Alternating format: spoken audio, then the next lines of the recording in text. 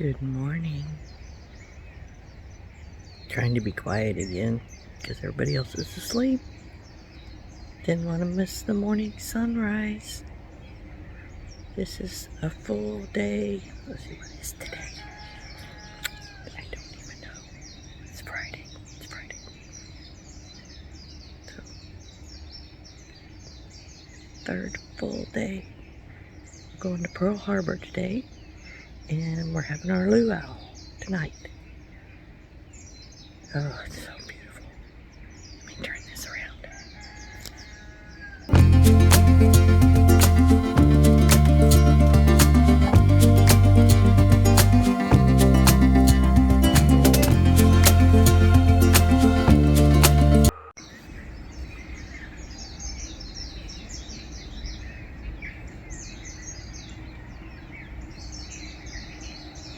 I just got through hearing a peacock.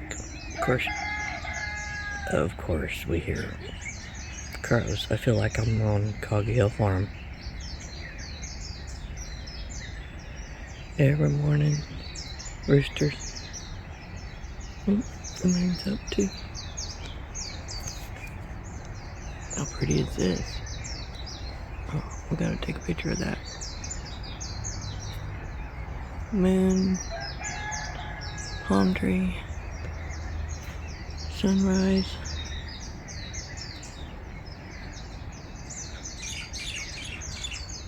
I think I may go down to the beach and see if I can find something. Gotta call my hubby, so might as well be on the beach looking for shells, right? Alright, guys. Y'all come along.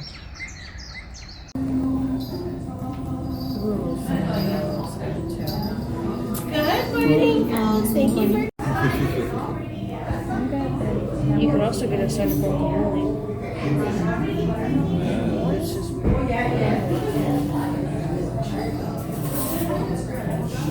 Oh no, They got their famous pancakes.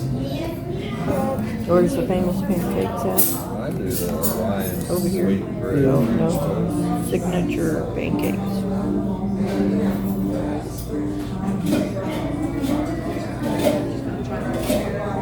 What? I'm just gonna try the guava. And I may have one thing on that cinnamon. You're gonna get a guava pancake? I'll try it. I'll try it.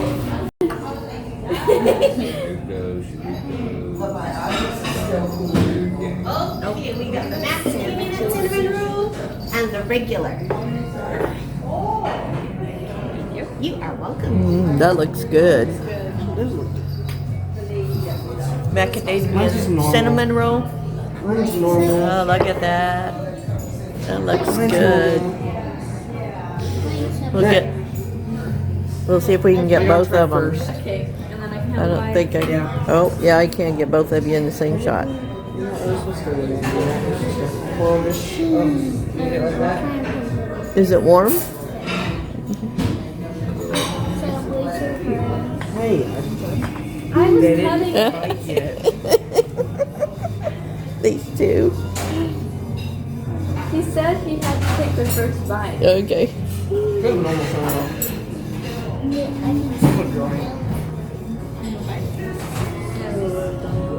Is it good? It's a little dry. Well, sop it in some more of the juice. That's what I did. Still a little The dry. creamy stuff. Try to get to the center and then Yeah. make your judgment. There you go. Just one cinnamon roll. They just put the nuts on top of it. Oh. Does it help if I? I'll eat that for you. Let me at least try first before you say I can't. That's the Baja. And the farmers. Omelet. Well, what'd you get? French toast? Yep. French toast. Decent amount of food. What is this? Salsa. Salsa? Homemade salsa. Salsa and sour cream. And I had green chilies, but I took that off. I think it'll send it to your mom and I'm talking Yeah, then I'll watch it. We got some of their coffee too, guys. It is pretty good. At some point, they both have to get over that. Okay, I got the 2 chocolate chips. That's what you said. Oh my goodness, look at that. Ah, look how big they are. Look how big they are. Guava and the bacon. Chocolate chip pancake. Yep. And it's big, like most fluffy pancakes. Look how big they are. I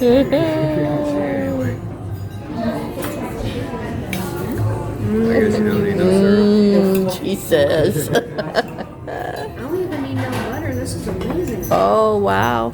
So it was a good pick. Darren got the guava pancakes. It's like a guava syrup.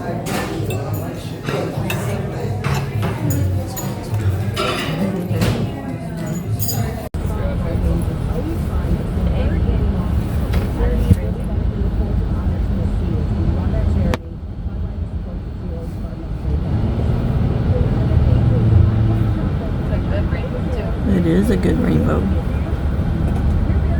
Oh, look at that. It's between us and the mountain. Somebody needs to go find the leprechaun. I know, it's down in there in the little valley before you get to the little mountain. Right. Shows have not found him yet. That's pretty cool. It's just right there in between us and the mountain. Oh, too many buildings. If you chose to come here and visit us, we really appreciate your time and your investment in coming to see this site.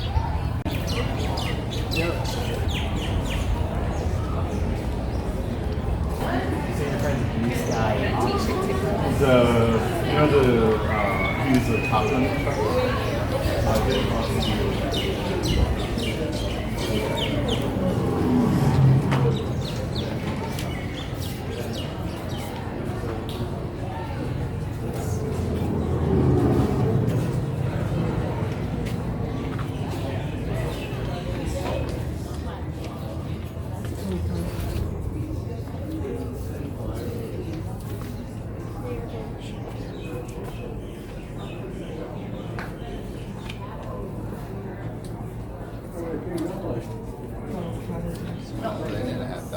No, I didn't know that. That's crazy. That's what they always had now.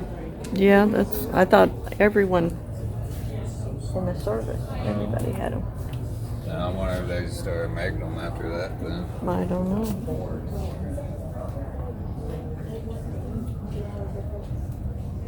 It's pretty sad. Say 9:35.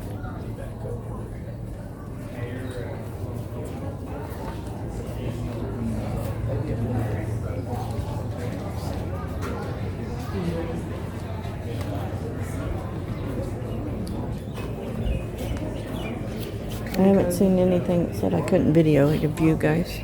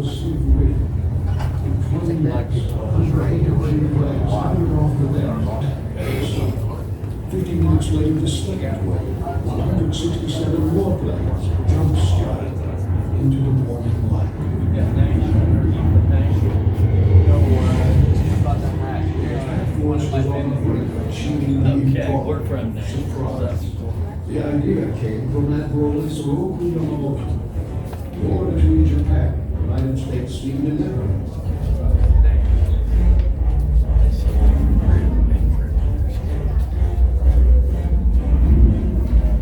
But Japan had little chance of winning unless the the speed of the water could be destroyed. For a year, Yamamoto and his staff worked on a secret plan. Knock out the fleet of American aircraft called Southwest Pacific before the U.S. could recover. A huge task force had to sail undiscovered in radio silence for over 4,000 miles. 12 days. Aircraft carriers would send out 2 waves of planes, striking tandem with 5-digit submarines launched from large submarines stationed south of Oahu. It was a bold gamble. Oahu was the home of the American fleet, the strategic hub of the entire Pacific. The island was rich in targets. The attack faced the formidable air power of Oahu's 6 airfields. Yet 350 planes now soared toward the island. So far, those had covered the south. It was a quiet Sunday morning at Pearl Harbor, but there was silence. Warnings had come from Washington. The war of Japan was over. Many expected a Japanese attack, but not here, not on Oahu. Early that night, the American destroyer War spotted a partially submerged craft outside the harbor. It was welcomed into submarines. The war fired twice. And on past brought the barrage of 4 death threats.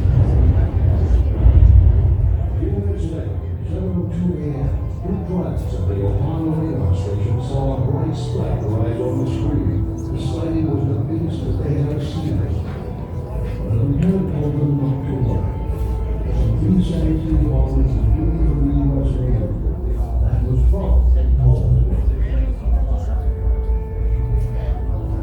Not far away, Commander Mitsuo Fuchida, leading the first wave of 183 planes, knew he was close to a bomb. But clouds blocked his path. Then suddenly, sheer wall, light surf, an island like a green juice. Minutes later, Gina spotted it through his binoculars. Over 185 vessels, and little battleships headed in the air. It was 7:53. And she was regularly transmitted a little telegram. Pour. And then, surprise. Where is his voice? The Japanese body was and systematic. Russia never brought before. You have a 30 caliber rifle, you can't shoot very much. Every time you shoot one shot, you've got to cock the rifle again. So each range, you can only shoot one. Plane going 120 miles an hour, and we're trying to lead them. We're supposed to lead a plane by so far because by the time the rotor gets up there, the plane comes together. But I don't think we did that. So I remember we had a machine gun, and it was a 50 caliber machine gun. We put that outside, put the legs on the machine gun, the yoke on the machine gun, the swivel, we put the machine gun in there, rolled it in. That's when we put the ammunition on it, and we started firing at that point until we ran out of ammunition. Everybody wondered if the help something. We set up machine guns, and Roma hadn't even ever seen a machine gun. Well, they jumped right in there. Everybody was doing their job. The unbelievable, really,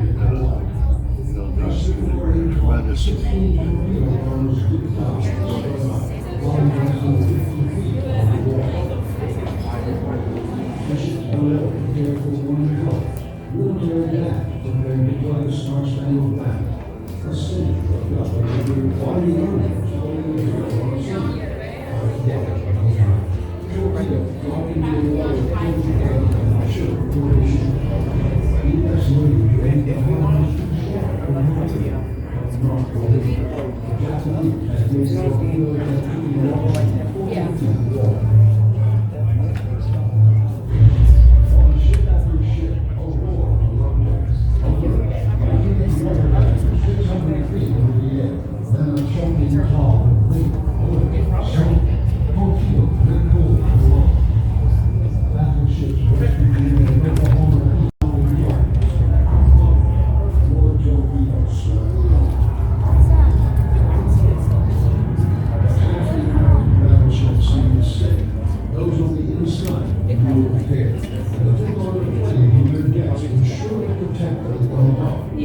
But the cheer high-level bombers each carried a single bomb, especially marked by that order. At 6 minutes past 8 p.m., a bomb crashed through Arizona's deck, penetrating the forward magazine. The magazine exploded. The ship lifted apart. A ball of fire and smoke rose over 500 feet in the air. A harbor was filled with scenes from hell. Men dove from blazing ships and swam to Port Island, soaked with oil. They wanted to burn. Shut. The first wave had succeeded. Planes headed back toward their carriers. Sumo Fushida was satisfied. In 20 minutes, as the batters had crippled the striking power of the Pacific Fleet, he'd lost in return 9 planes. For nearly a half hour, the skies over Hawaii were empty. Was it over? Not yet. Just before 9 o'clock, the second wave of Japanese planes filled the air. But again, the fighters and bombers wrecked airfields and air stations.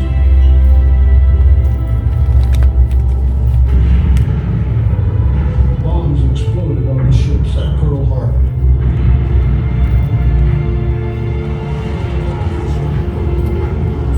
The objective of the second wave was to finish off any battleships and to destroy any American aircraft that might retaliate against the Japanese fleet at sea. In the first wave, there had been little time to fight back, but this time, despite their losses, the Americans were ready. Machine guns chattered from the ground. Anti-aircraft fire popped the sky. A few American pilots got fighter planes into the air. The dogfights began. 20 attacking planes fell from the sky. The battleship Nevada tried to escape by sailing to sea. 23 dive bombers swarmed to attack her. After 5 direct hits, the badly damaged ship was purposefully run aground to keep the entrance channel to the harbor clear. Fires ignited by a direct hit on the destroyer Shaw detonated the forward magazine, ripping her bombs completely off. Finally, the plane wheeled and flew away. It was almost 10 a.m. After 2 short and very long hours, it was over. 21 American vessels were sunk or seriously damaged. 188 planes destroyed. By nightfall, 1,158 Americans were wounded, and 2,390 people were dead. 49 civilians, too, died that day, most from friendly fire. The Japanese lost just 29 planes, 5 midget submarines, and 64 men. Their improbable surprise had worked, with one hitch. No American aircraft carriers had been in port. Pearl Harbor was not a knockout blow, but the bold Japanese attack had changed warfare forever. Naval air power, not battleships, would dominate the conflict to come. The next day, President Franklin D. Roosevelt addressed Congress. December 7, 1941, a date which will live in infamy. As he spoke, the Arizona still burned. Desperate rescue workers still struggled to cut through to crew members trapped in the capsized Oklahoma. The last survivor was pulled out that same afternoon. 500 miles away, the Japanese task force was steaming home through a heavy mist. The cruise was strangely quiet. The Pacific War had begun.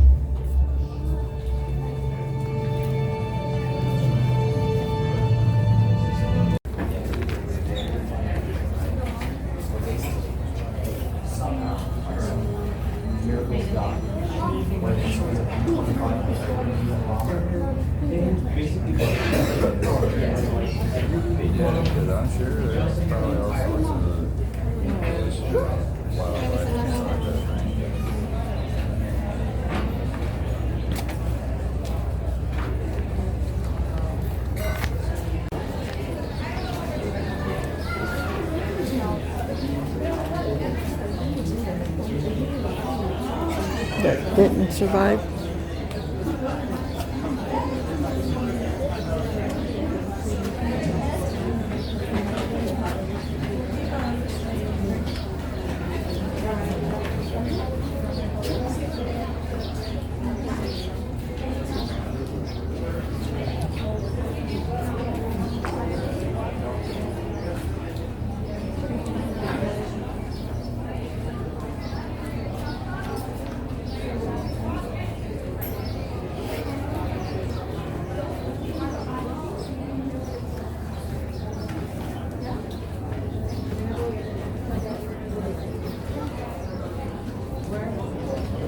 So where's the islands? Oh, over there.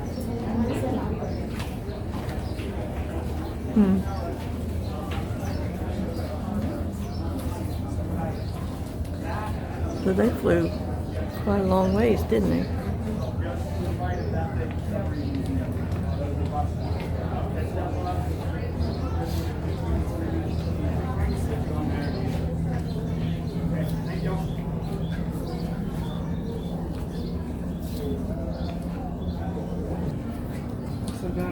What?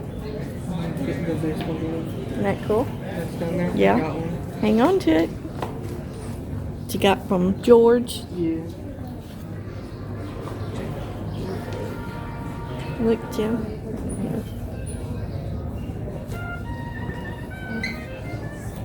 Isn't that cool to have something like that? Eli's got Jim's dad, George's baseball. He's left-handed. He was left-handed, and so is Eli, so he gave it to him. Last trip we had that we were around him.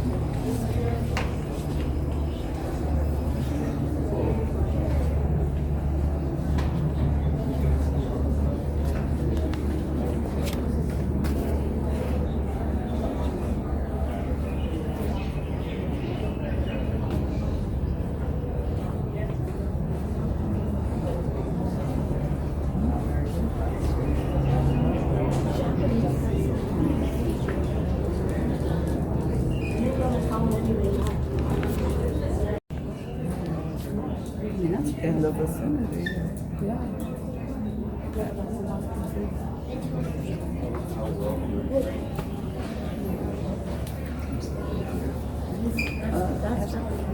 That's like a little bit on the front.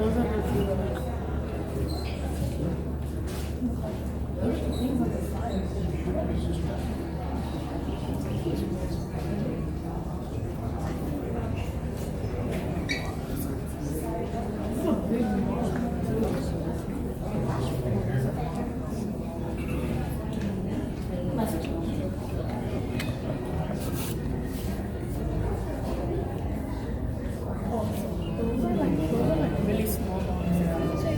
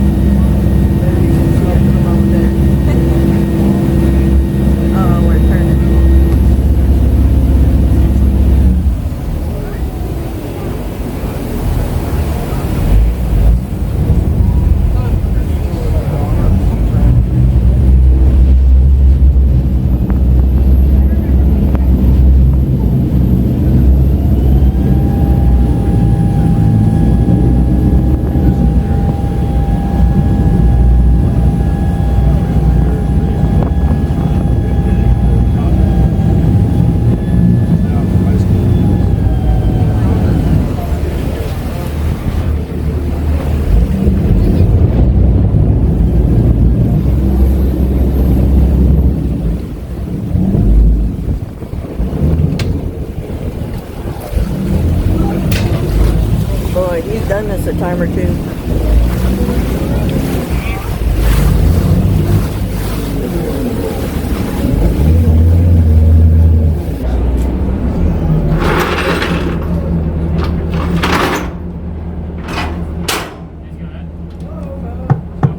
All right, ladies and gentlemen, welcome to the Arizona Memorial. You are free to exit.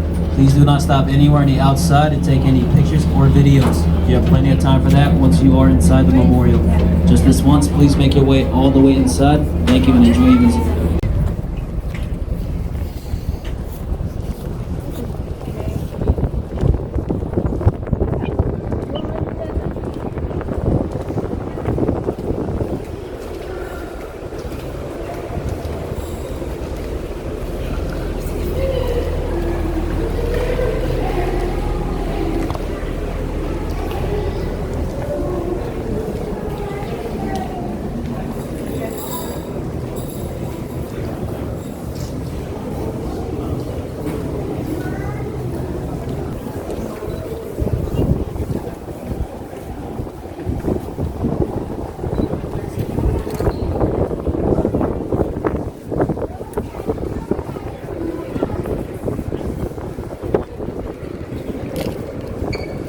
Right there underneath.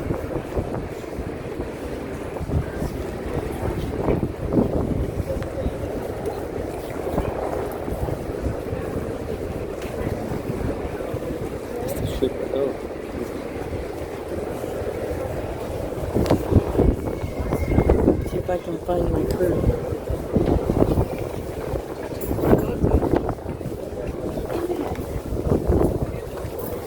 said over 900 perished. They're still down there.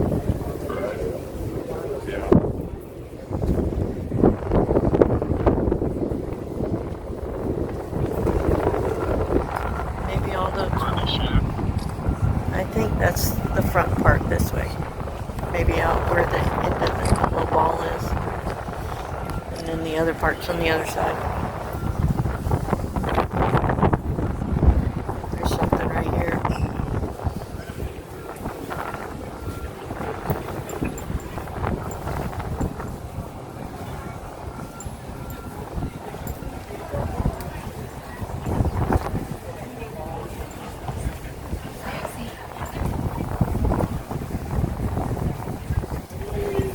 I'll videotape it.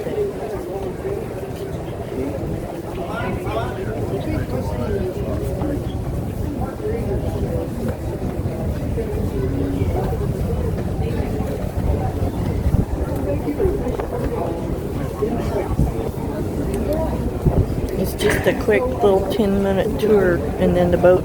They get back on the boat. I don't know where my crew is. I don't see them. Yeah, they're here somewhere.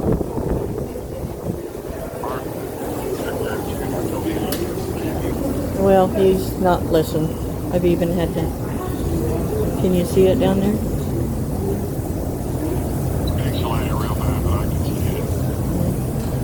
Let me go in here. It shows a list of all the ones that are on the wall.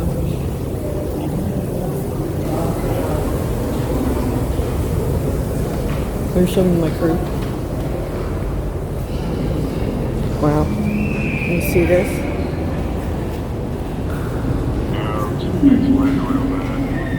It's just a whole wall of who was in there.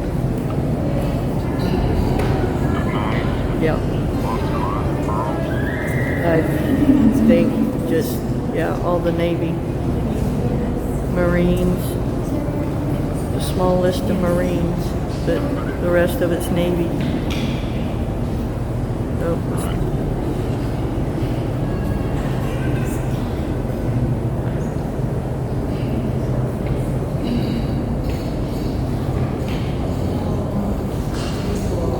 Yep.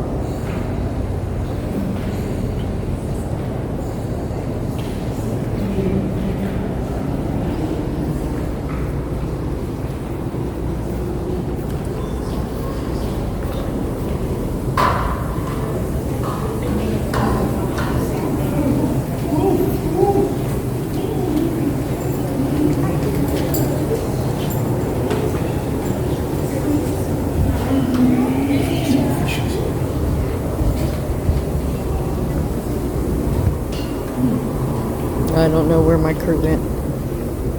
Oh, I see him. Yeah, and then this is the back end of the ship.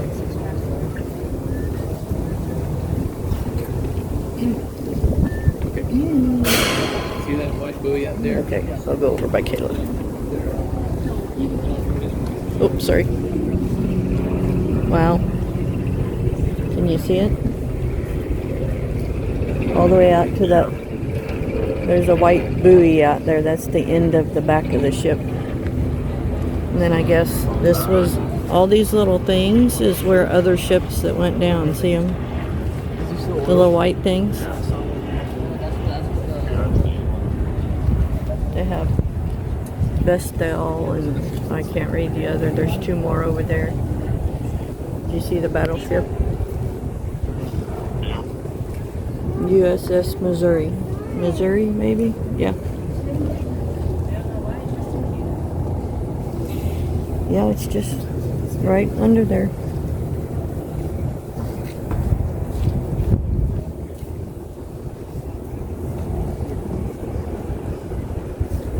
What color is it?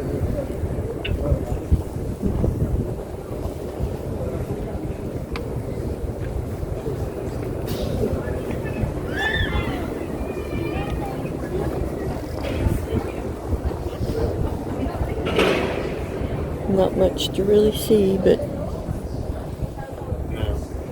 yeah.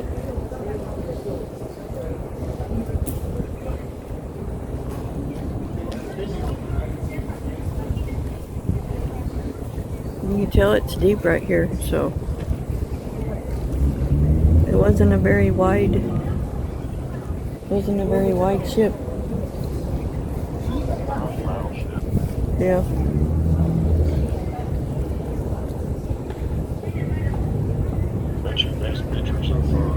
What? It's the best picture. Yeah.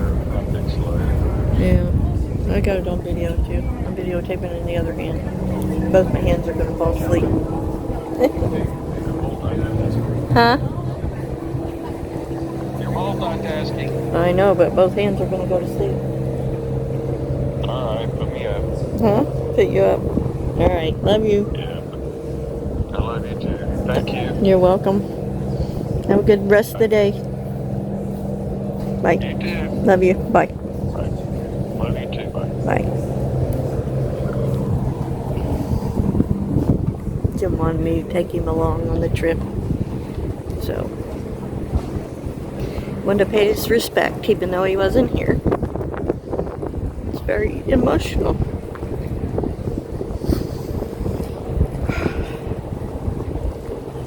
Very emotional.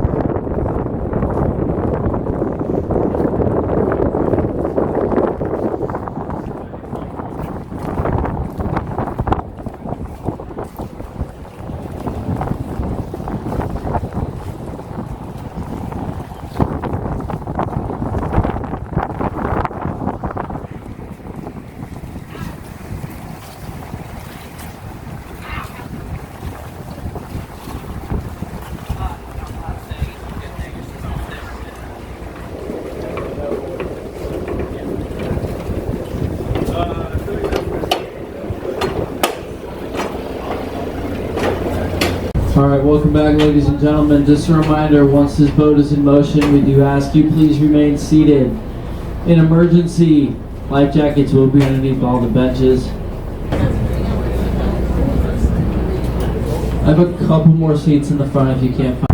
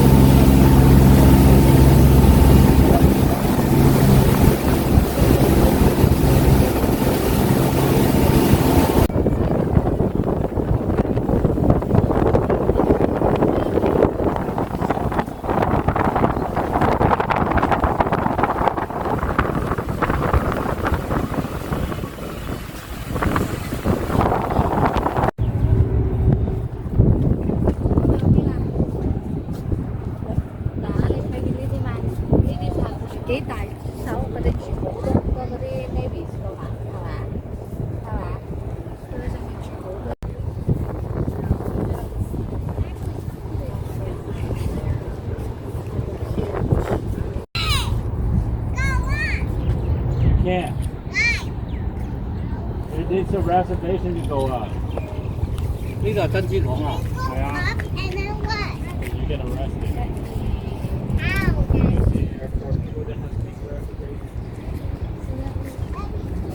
This is where you leave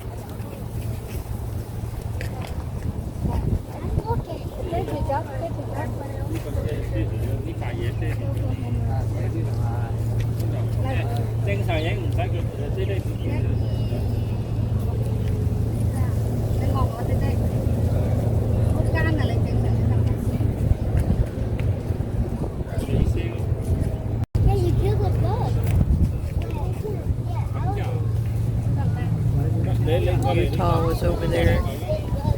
All the orange ones are the ones that sank. You just stepped on another one.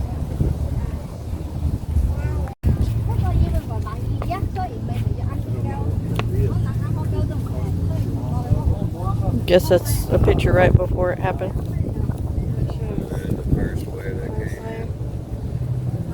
So they were coming up from north and then looping around. Yep.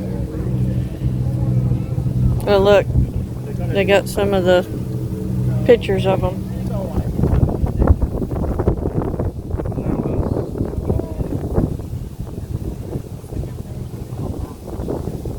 The torpedo tracks. Did you see that? This is right when it was happening. Look, torpedo tracks.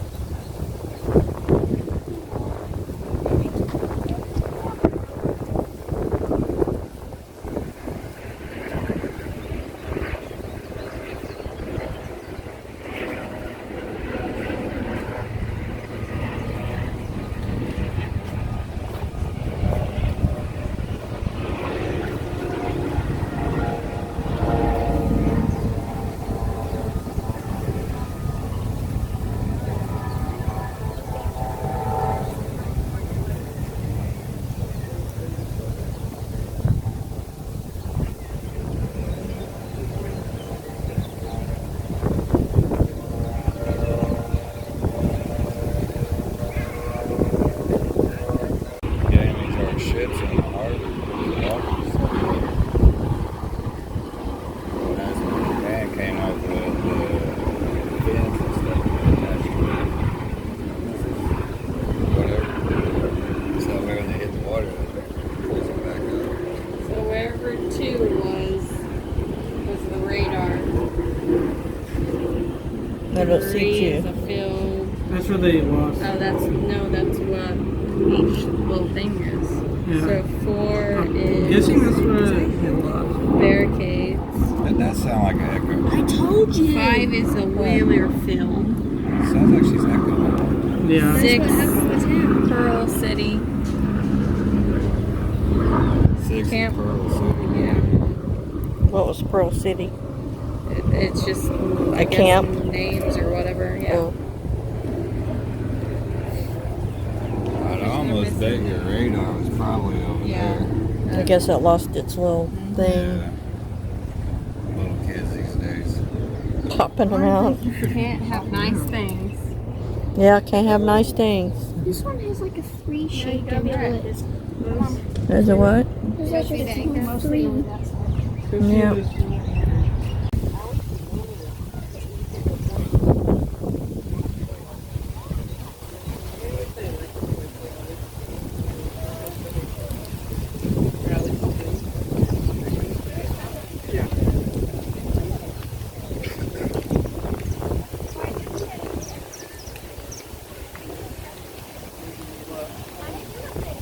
Drop them big old anchors. On the chain. Yeah, smack the anchor, they take off awesome quick. The lone sail. Long sail.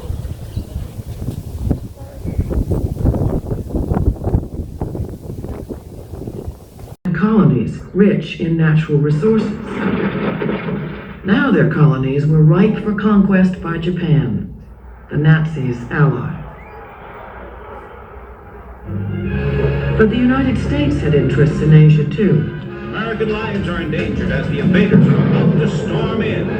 We were outraged by Japan's aggression in China. Victims of the calamity of war. We couldn't allow Japan to dominate the Pacific.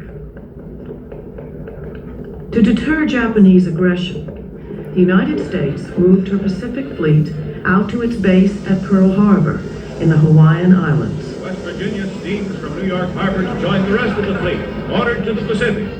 The backbone of our fleet had always been our battleships, armored giants named for the states of the Union. To stand on duty in the Pacific, the fleet of the United States. The USS Arizona was one of them. She was launched in 1915, modernized in 1930, ready to cruise and fight in the vast Pacific. She was a small city gone to sea. More than 1,500 men served aboard her. Officers, seamen, cooks, carpenters, gunners, Marines, and airmen.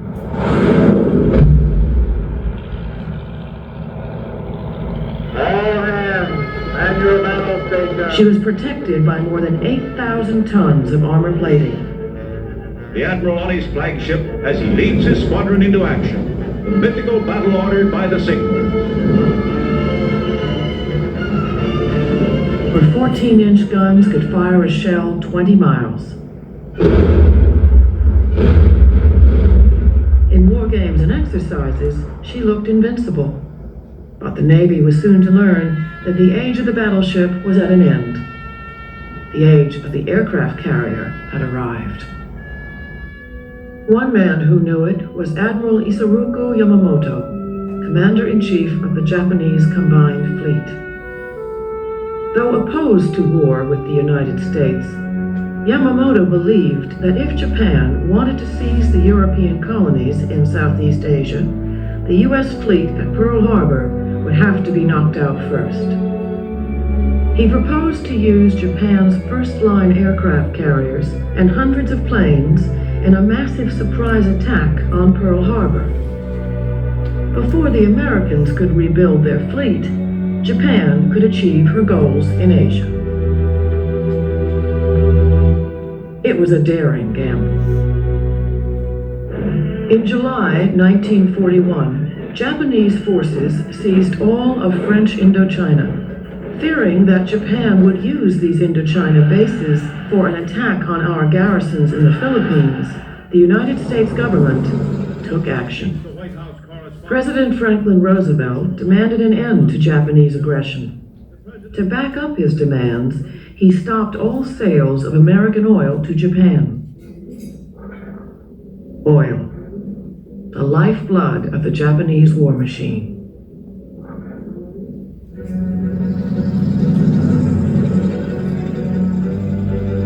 Committed to the conquest of Asia, Japan could not meet American demands without great humiliation. The hardline military leaders had forced Japan into a position from which there was no exit but war. In October, a war leader, General Hideki Tojo, took over as Prime Minister. Arrival at New York, en route to Washington. In a dramatic attempt to avert war in the Pacific, Saburo Kurosu comes as a special envoy of the Tokyo government. Even as fruitless negotiations to lift the oil embargo continued in Washington, the Imperial Navy prepared to carry out Yamamoto's plan. On November 26th, a Japanese task force comprising 6 aircraft carriers with heavy escort, commanded by Admiral Chuichi Nagumo, headed for Hawaii. They must cross 4,000 miles of open sea undetected.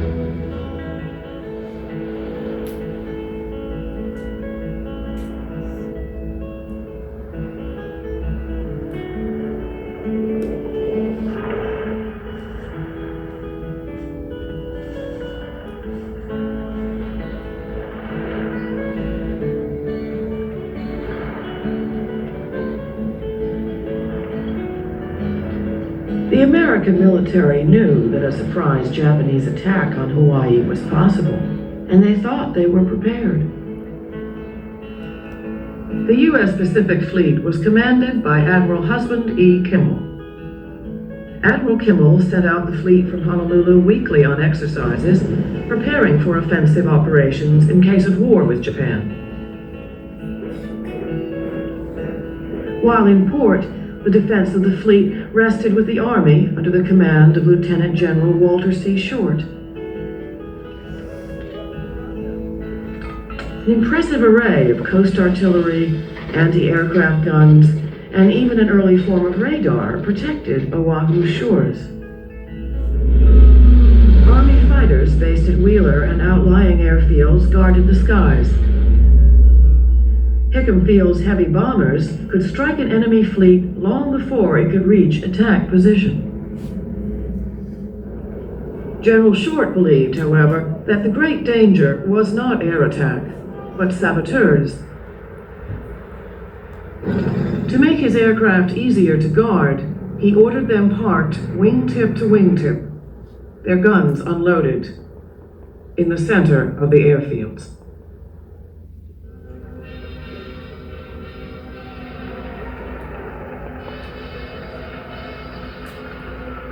Saturday night, December 6, 1941. Most of the fleet was in port. That evening, there was a band concert in Lock Arena.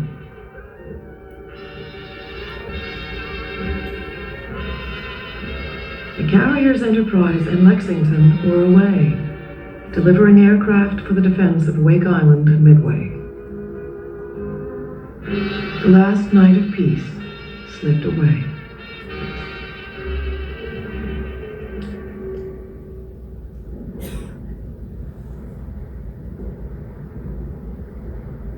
Six o'clock a.m., 220 miles north of Oahu. Still undetected, Nagumo turned his carriers into the wind and launched his planes.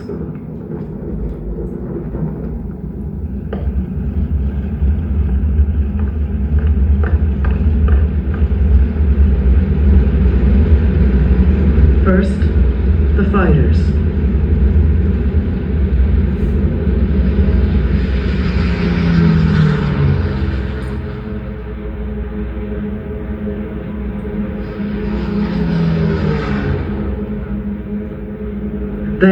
attack planes, carrying special armor-piercing bombs to hit the battleships, or aerial torpedoes modified to run in the shallow waters of Pearl Harbor.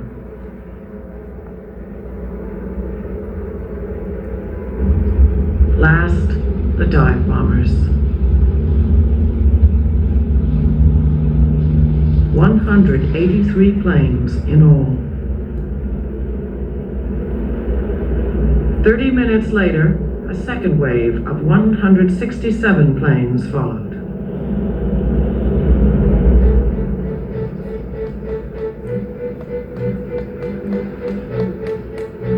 At 6:30 a.m., the destroyer Ward sighted a submarine in the restricted waters off Pearl Harbor. Ward opened fire. She sank one of the 5 two-man midget submarines that were part of the Japanese attack force. Ward radioed Naval Headquarters, "We have attacked, fired upon, and dropped depth charges upon a submarine operating in defensive sea area." Minutes later, the radar installation on the north coast detected a large flight of incoming planes. Its operators notified the information center at Fort Shafter. The officer on duty there assumed that the planes were our own B-17s, due in that day from California. The radar operators were told, "Don't worry about it."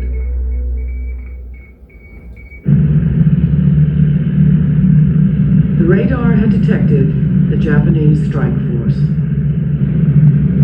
At 7:48 a.m., they hit Kaneohe Bay Naval Air Station.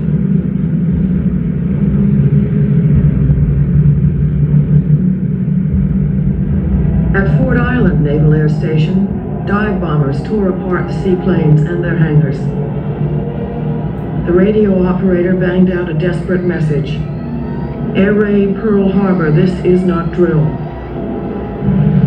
Then, their torpedo planes struck. The cruiser Helena was hit, and the concussion shook apart the old mine layer Oglala. She sank. On the north side of Fort Island, the cruiser Raleigh and the training ship Utah were hit. Utah capsized, taking 58 men with her. Other torpedo planes swung around the harbor entrance and attacked from the south. Their target, the great ships moored along Battleship Road. Within minutes, West Virginia, Oklahoma, and California were all hit and sinking. West Virginia settled on a shallow bottom. Hit by 2 torpedoes, California began to list and would have turned over, but was counterflooded in time. She too sank upright. But Oklahoma rolled over too quickly to be saved. Within minutes, hundreds of seamen were trapped inside. 429 men died with Oklahoma. Arizona, a few minutes after 8.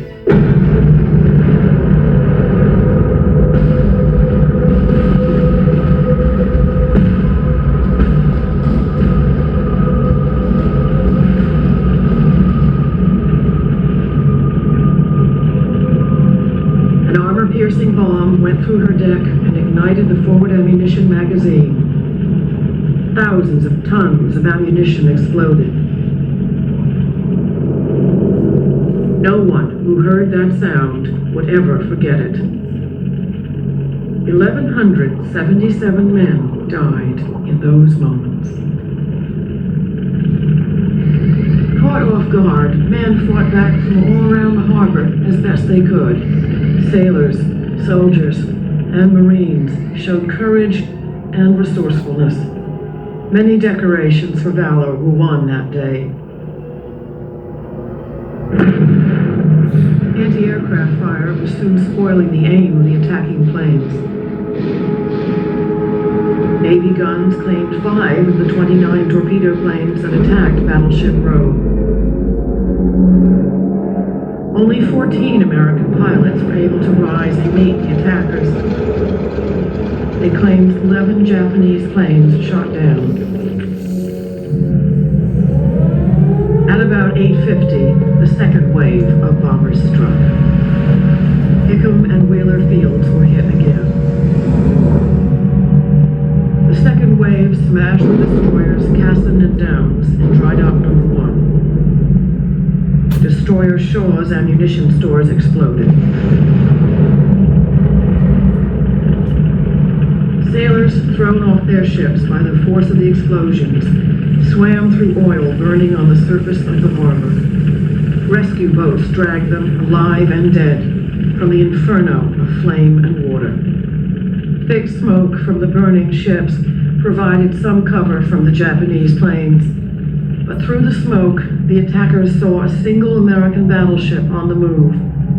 It was Nevada, badly damaged, but bravely trying to make the open sea. Japanese bombers swarmed down in an effort to sink her and block the channel. When she could go no further, to prevent the great ship from blocking the channel, her commander ran her aground at Hospital Point. At about 10 o'clock, a little more than 2 hours after they had first appeared, the Japanese planes departed to the north. They had inflicted on the United States Navy the greatest disaster in its history. 21 vessels, including all 8 first-line battleships, were sunk or damaged. Some 170 planes, both Army and Navy, destroyed. And the dead, more than 2,400. Another 1,200 wounded. Sailors, airmen, Marines, soldiers, and civilians. The victory was bought for a small price. 29 Japanese planes shot down, 55 airmen killed. 9 of the 10 midget subcrewmen also died. One was captured to become America's first prisoner of war.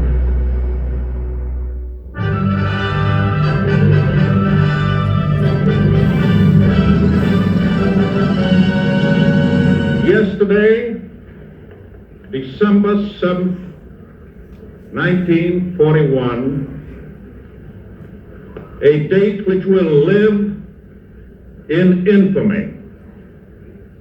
The United States of America was suddenly and deliberately attacked by naval and air forces of the Empire of Japan.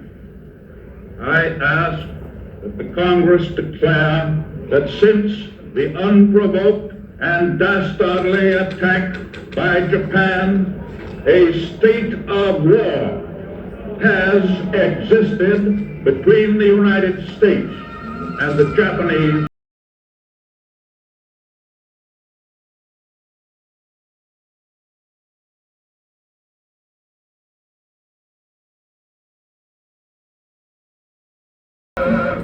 The attack on Pearl Harbor did something the Japanese had not counted on. It united America, awakened her fighting spirit, mobilized her industrial might.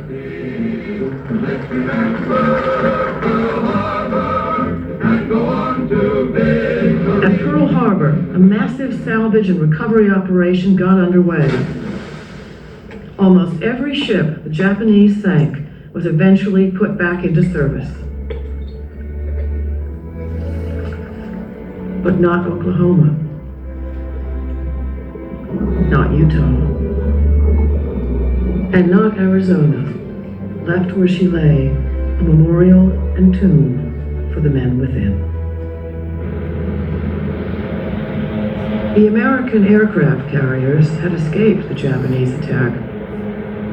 7 months later, the carriers Yorktown, Enterprise, and Hornet sailed out from Pearl Harbor to ambush the Japanese fleet attempting to capture Midway Island. In the battle, American Navy dive bombers sank 4 of the Japanese carriers that had attacked Pearl Harbor. The tide of war turned at Midway. For 3 more years, Americans fought their way back across the Pacific, taking from Japan the lands she had seized.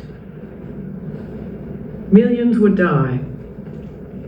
Millions more, soldiers and civilians, would suffer and sacrifice before the war ended.